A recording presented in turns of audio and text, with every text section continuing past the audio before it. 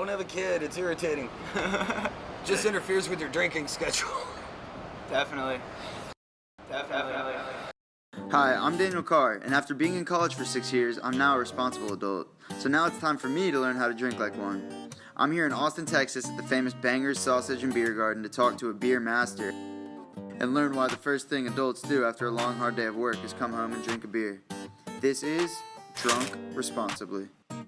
I'm Daniel Carr here at Bangers in Austin with Isaac Harrigal. I love this place. It's big, it's crazy, it's probably the hardest serving job I've ever had in my life. How did you find yourself getting into beer? So I didn't drink beer for a long time, and then I started drinking whiskey, and beer became the thing I drank while I was waiting for my next shot of whiskey. So I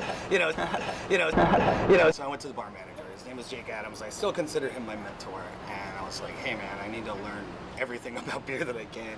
And he's like, what do you mean everything? And I'm like, everything! Okay, so you don't like beer, right? I'm not a big beer guy. What do you like to drink? I'm a Martinelli's apple juice guy. I love Capri Sun. When did you become a Cicerone? Right after I started here. Cicerone program is basically a beer sommelier program. How many beards were in your graduating class? How many what? How many white males with beards? Oh man, well I mean, just look at our staff. Do you think crippling student debt has ruined this generation of beer aficionados? Man, that's a loaded question.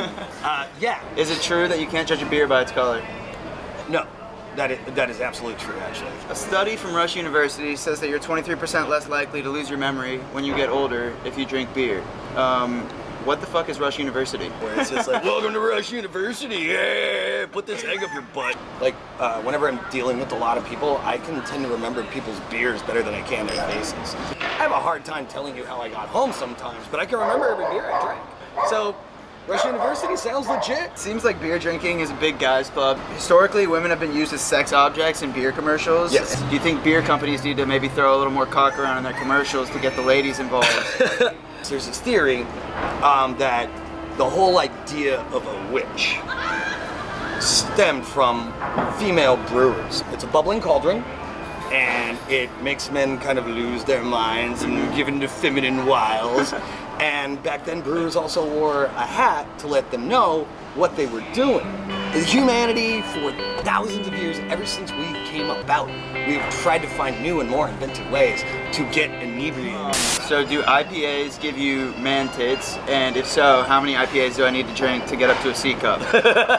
There's a theory that it does because it's oil, and the oil in men will store itself in your chesticle area. How many beers does it take you to get drunk? Just depends on what type of beer I'm drinking. I can usually crush a 6-pack and still have a conversation. This is what I do. This is what I would call a trouble beer. It's super drinkable, and so you're about halfway through your second pint on an empty stomach when you're like, shit, I forgot to eat. It's amazing how a couple beers helps you remember that you forgot to eat breakfast. Why do you think beer tastes so much better in the shower? You're starting your day with a beer. It's the best way to start the day. In a can, in the shower, that's how I wake up. In a can, in the shower, that's how I wake up. As a cerebiciphilie, A what? do you think people who like vanilla beers or chocolate beers or coffee beers are phonies? No. What is the difference between dark and light beer? Malt. Malt is where you get your color and your texture. Color of beer isn't necessarily the best indicator of taste. There's 4 ingredients in beer, and how you use all 4 of those ingredients is what matters. It's fun. And this beer definitely, it smells and tastes what I imagine Germany would smell and taste like.